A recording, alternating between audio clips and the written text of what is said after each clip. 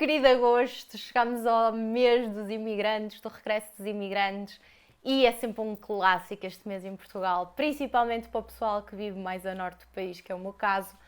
Há um regresso em massa do pessoal que está imigrado lá fora, tanto dos mais velhos como dos mais novos, e depois há sempre aquelas piadas que são feitas de o típico preconceito em relação ao imigrante que passa imensas dificuldades lá fora, mas depois volta e tenta ser super exuberante com altos carrões e altos jantares e altas roupas em Portugal. E eu achei que era interessante vir falar sobre isto. Há sempre dois lados da mesma moeda e aqui a ideia até é trazer livros de diferentes países, diferentes culturas, diferentes tipos de imigrantes e diferentes motivos que os levaram a emigrar, para que nós percebamos que, independentemente do porquê ou da forma como o imigrante vive ou passa que vive, há sempre um espírito de muito sacrifício, há sempre uma dificuldade enorme em criar uma vida noutro sítio sem qualquer tipo de apoio, sem a família, sem os amigos, sem a comida, sem o sol português, por exemplo. Estes são livros que, apesar de alguns deles não se centrarem diretamente com o tema da imigração, são personagens que emigraram para outro sítio e que nos mostram a realidade das coisas, dura e crua, e que não é assim tão fácil como as pessoas pensam, e eu espero que gostem.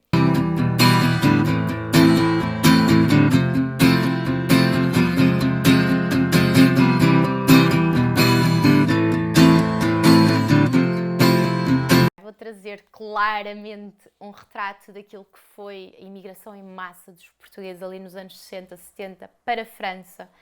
No caso, os meus avós também tiveram imigrados em Paris 40 anos, portanto é algo que me diz alguma coisa diretamente. E é uma novela gráfica, chama-se Les Portugaises, do Afonso e do Chico. Os desenhos são muito bonitos, eu já vos vou mostrar.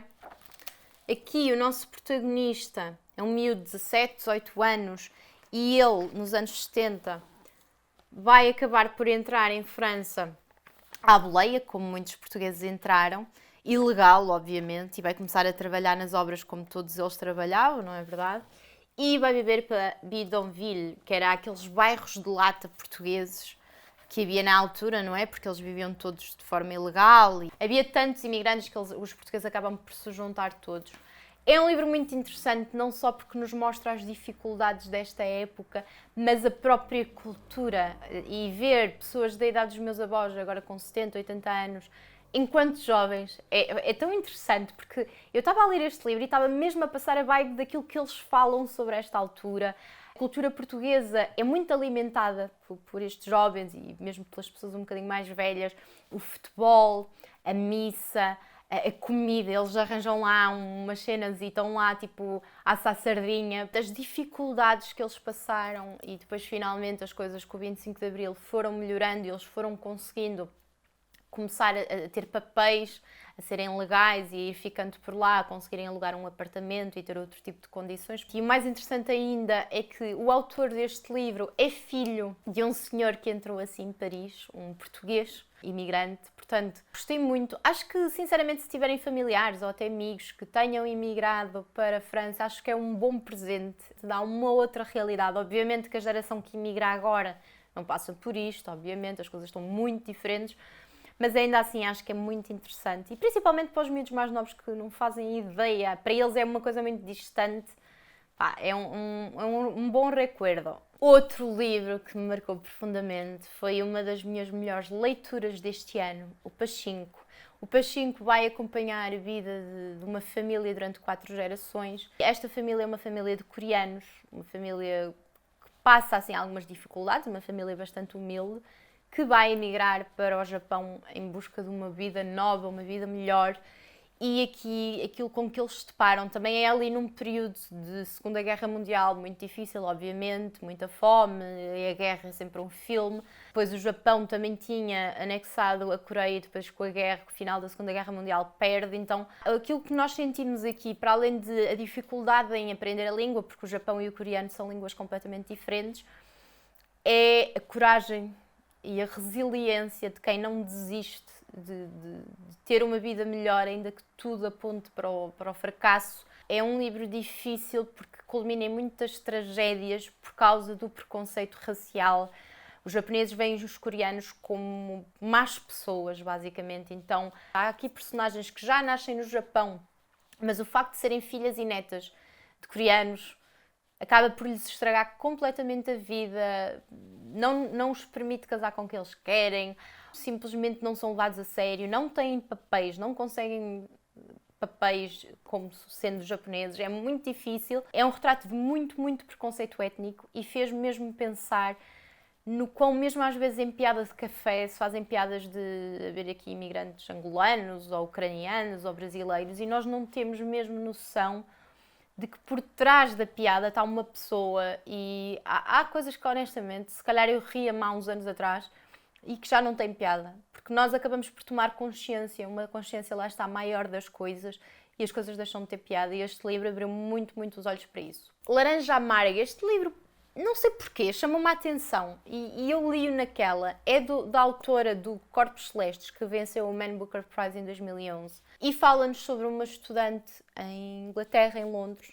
uma estudante universitária, que é originária de Oman, um país ali ao pé da Arábia Saudita, e a culpa que ela carrega e basicamente o fantasma que ela tem sempre presente na mente dela da avó, que foi a mulher que a criou, apesar de não ser a avó biológica, e que ela abandonou em Oman para ir a correr atrás do sonho dela, que era estudar em Londres e ter uma boa vida. Esta presença da avó magoa profundamente o facto de quando a avó adoeceu ela ainda assim abandonar e não olhar para trás. Então ela carrega mesmo muito esse ressentimento por ela mesma, essa cobardia de alguma forma. E nós vamos conhecer a vida dela em Londres e a vida dela toda a infância, a juventude em Oman e perceber que claramente são dois países, duas culturas, tudo é diferente, é completamente diferente, a ligação à terra e também vivia-se com tão pouco em Oman, era basicamente tamaras e café. Gostei muito do livro, principalmente porque me fez dar aquela vibe não só de diferenças culturais completamente distintas e há muito preconceito, tanto de uma cultura para a outra, mas principalmente do espírito, daquilo que nós às vezes vemos nas pessoas como egoísmo, mas acaba por ser elas a seguirem o coração delas e a fazerem aquilo que para elas é o melhor, mesmo que muitas vezes tenham que deixar alguém para trás. E isto é muito difícil às vezes. Também me deu uma perspectiva muito interessante sobre quem fica. As pessoas que vão sofrem, ok, mas também quem fica. Então é muito, muito, muito interessante. E finalmente um livro que partiu o meu coração em mil milhares de pedaços. E este sim mudou completamente para mim as questões da imigração, que é o Lisboa, Luanda, Paraíso. Este livro está escrito de uma forma, eu acho que foi das melhores coisas que eu já li nos últimos anos. Está mesmo muito, muito bem escrito e também, lá está, venceu um prémio literário e não sei o quê. Eu nunca tinha lido nada da autora. Fiquei mesmo muito, muito impressionada.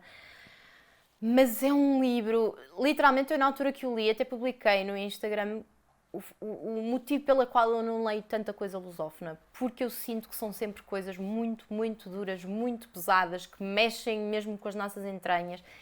E este livro, a sério, mexeu mesmo muito comigo. Ele fala sobre o Cartola, um senhor angolano que é uma espécie de obstetra lá e que tem um filho com o pé deformado, tem a mulher acamada, pronto. Mas ele é muito feliz lá em Angola. E ele decide, ali no final dos anos 80, se não estou em erro, vir viver para Lisboa com o filho, para ele curar o pé e tentarem melhorar de vida e ajudar a família. Qual é que é o problema? Ele vem com um conhecido que é médico em Portugal, mas à medida que o tempo passa ele vai começar a trabalhar nas obras e logo aqui a mudança completa naquilo que era a forma como ele se via a si mesmo, porque ele passa de uma pessoa respeitada em Angola para mais um pedreiro analfabeto em Portugal. Portanto, isto é uma coisa que tem muito impacto na nossa identidade, na nossa autoestima, na nossa dignidade. Então, ao longo do tempo, eles passam muitas dificuldades. O próprio no dia de Natal, eles comem uma coisita qualquer na pensão onde vivem. Portanto, é um livro difícil. Depois eles vão viver para o paraíso. E, tipo, tudo a partir daqui é horrível, tudo acaba em tragédia, o homem perde tudo, perde dinheiro, perde o filho, perde a dignidade, perde a esperança, que é o pior. É um livro muito duro, que nos mostra as dificuldades, neste caso, das pessoas africanas que vêm para Portugal, dos angolanos, moçambicanos, cabo-verdianos. Obviamente que Hoje as condições são diferentes, e ainda bem, mas é mesmo duro de ver, e eu acredito que ainda haja muita gente hoje que viva nestas condições, que faça estes sacrifícios, que sinta-se completamente perdido numa Lisboa que tinha tantas coisas para dar e que no fundo lhes roubou o pouco que eles tinham. É um livro que, se tiverem coragem, interesse e se gostarem mesmo de uma boa escrita, aconselho. Não é um livro tipo bué da leve de ler, não é? Tanto pelo tema como pela escrita, é um livro lento, complexo, mas vale mesmo muito a pena se quiserem ter aquela experiência de pá, o que é que será ser uma pessoa de fora que vem viver para Portugal para começar uma nova vida. Isto vai-vos abrir muita consciência. E eu senti mesmo que nunca mais, no fim de ter lido este livro, eu senti nunca mais vou olhar para uma pessoa que venha de fora trabalhar para aqui com o mesmo olhar. Eu vou estar sempre a pensar no background da pessoa. O que é que será feito da família desta pessoa? Será que ela está a conseguir poupar dinheiro? Será que ela está a conseguir seguir o sonho? Será que ela está feliz? Será que tem saúde? Porque nós temos mesmo que começar a olhar para as pessoas como pessoas e não como caras e whatever. Se acharem que eu possa gostar de algum livro que vocês estejam a lembrar dentro destes temas, deixem aqui em baixo, por favor. Se já leram alguns livros que eu falei, digam também aqui em baixo qual é que foi a vossa experiência. Se gostaram do vídeo, não se esqueçam de deixar um like. Beijinhos e até para a semana.